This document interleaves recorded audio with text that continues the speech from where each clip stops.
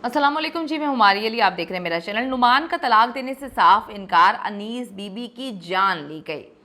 असल कहानी आखिर छुपाई क्यों जा रही है? क्या मामला है कि असल कहानी के ऊपर जो है ये लोग सांप की तरह बैठ गए हैं और असल कहानी बाहर निकलने नहीं दे रहे। नुमान को अनीला और उस्मान के ताल्लुकात का कब से पता था, कब से इल्म था, और नुमान बार बार ये बात क्यों बोल रहा है कि ये बच्ची मेरी ही है? ये ताल्लुकात बाद में शुरू हुए। अनीला के कत्ल से पहले सास से क्या बात हुई थी? हमजा ने अनीला का एक और ड्रामा बेनकाब कर दिया। एक्सपोज करने में लगा हुआ है हमजा, और इन लोगों को एक बार फिर से हमजा से ही डर है, क्योंकि इनको पहले भी लग रहा था कि हमजा हमारे पोल खोल देगा। इसीलिए इन्होंने जो है हमजा को फंसाने का प्लान बनाया था। लेकिन अल्लाह ताला की लाठी जो है वो बेआवाज़ होती है, इनको पढ़ना शुरू हुई है और अनीला दुनिया के सामने एक्सपोज हो गई है।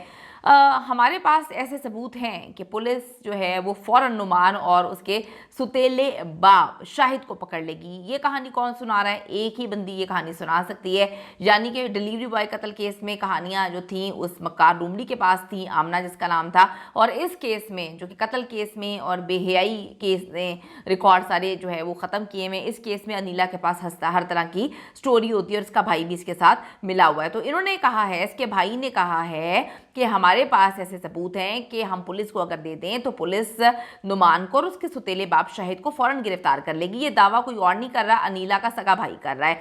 अब भाई, अगर आपके पास इतने सबूत हैं तो आप जो है सोशल मीडिया पे बैठ के लोगों के सवालात के जवाबात क्यों दे रहे हैं? लोगों के कमेंट के नीचे, वीडियोस के नीचे जो है बकवासियात क्यों लिख रहे हैं? इससे बेहतर है कि आप पुलिस को वो सबूत दें और अपनी बहन को बाइज्जत बरी करवाएं, दुनिया को बताएं, मीडिया को बताएं कि आपकी बहन जो है वो मासूम है। लेकिन आप जो है वहाँ पे जाने के बजाय, अदालत में जाने के बजाय सोशल मीडिया पे बैठकर जो है वो वहाँ पे प्रोपेगेंडा कर रहे हैं। जब पुलिस अनीला को गिरफ्तार करने पहुँचती है तो आप वो सबूत दिखाने के बजाय आप जो है कहानी सुनाती हैं, मेडिकल दे देते हैं और कहते हैं कि मेरी बहन की तबीयत बहुत ख़राब है, वो पहली ऐसी औरत है जिसने सी सेक्शन के जरिए जो है बच्चा पैदा किया है। तो मीडिया के सामने इंटरव्यूज़ देने के लिए वो बिल्कुल ठीक हो जाती है, जहाँ पे वो कुरान पाक उठा के झूठी कहानियाँ सुना रही होती है। पुलिस की तफ्तीश के लिए जी वो बेड पर लेट जाती है और जमानत लेने अदालत पहुँच जाती है। हमजा ने जेल में मुलाकात के दौरान अपने जो है सगे वालिद को बहुत कुछ बता दी है कि कत्ल वाले दिन भी अनीला की अपनी सास जो अनीस बीबी हैं उनसे लड़ाई हुई थी। अनीस बीबी ने अनीला को जो है धमकी दी थी कि अगर तुमने अपने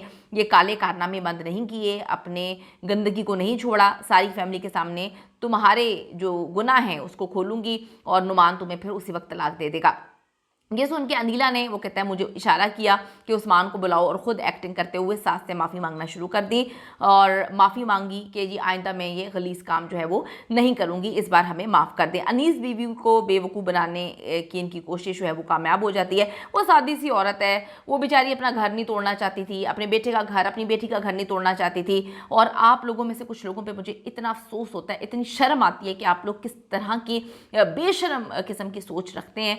कुछ लोगों की बात कर रही हूँ, चंद लोग, मेरे ख्याल में 100 में से 5%, जो कमेंट करते हैं इस केस का पीछा छोड़ दो, उस बेचारी की जान छोड़ दो। भाई, जो उसको बेचारी कहता है, यकीन करें आप लोग बिल्कुल वैसे हैं। आपके अपने घर में इस तरह के नाजायज़ ताल्लुकात होंगे, माजरत के साथ, लेकिन ये सच बात है।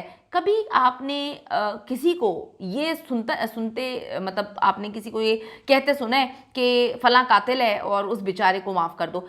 वही बंदा जो है कातिल को सपोर्ट करता है जिसके अंदर ऐसे जरासीम है, जिसके अंदर अनीला जैसे, आमना जैसे गंदगी के जरासीम है, नाजायज़ ताल्लुकात के जरासीम है, कत्ल के जरासीम है। वही कहेगा कि बेचारियों की जान छोड़ दो। बाकी जो सेंसिबल लोग हैं, जो इन चीज़ों को जो है इनकी आवाज़ उठाते हैं इन सारी चीज़ों के ख़िलाफ़, उनको तो सही और गलत की पहचान है। जो खुद ऐसी होती हैं या ऐसे होते हैं उनको तो बुरा लगेगा। अब जी अनीला जो है वो अनीस बीवी को बेवकूफ़ बनाने में कामयाब हो जाती है।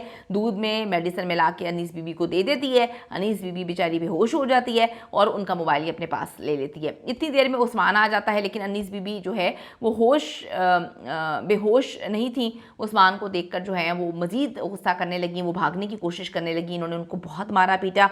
अनीला का प्लान यही था कि नुमान के साथ जो है वो शादी भी चलती रहेगी और उस्मान के साथ जो है मेरे ताल्लुकात भी चलते रहेंगे, क्योंकि वो अच्छे खासे पैसे वगैरह दे रहा था, गिफ्ट्स वगैरह दे रहा था। मीडिया पर आकर तो इसने झूठ बोल दिया कि मैं तो कसम खाती हूँ कुरान पे हाथ रख के कि मैं तो मासूम हूँ, मजलूम हूँ, लेकिन पुलिस के साथ जो है ना ये मामला नहीं चलेंगे, पुलिस के पास पुख्ता सबूत हैं। तो अगर ये सच्ची है तो फिर पुलिस तफ्तीश का हिस्सा बने, लेकिन ये झूठी है, इसका भाई भी झूठा है, ये प्रोपेगेंडा बना रहे हैं, प्रोपेगेंडा कर रहे हैं, डराने की कोशिश कर रहे हैं। नुमान को थ्रेट जो है वो किया जा रहा है। क्यों किया जा रहा है? अगर आपके पास इतने पुख्ता सबूत हैं तो आप मीडिया के सामने लेकर आएँ, मुझे दें, मैं यहाँ पर जो है वो चलाऊंगी, ये सारे सबूत दिखाऊंगी जो आप कहती हैं कि जी नुमान ने कत्ल किया अपने बाप को, अपनी माँ को, और सौतेले जो उसके बाप ने जो है वो की है। तो आप बताएं सबूत, हम जो है आपका साथ देंगे। आप अगर सच्ची साबित होती हैं तो हम आपका साथ देंगे, लेकिन आप लोग झूठे हैं, झूठा भागता है, सच्चा जो है वो फेस करता है। कमेंट सेक्शन में आप लोग ज़रूर अपनी राय दें कि अनीला में और वो मक्कार लोमड़ी आमना में आपको क्या फ़र्क लगता है,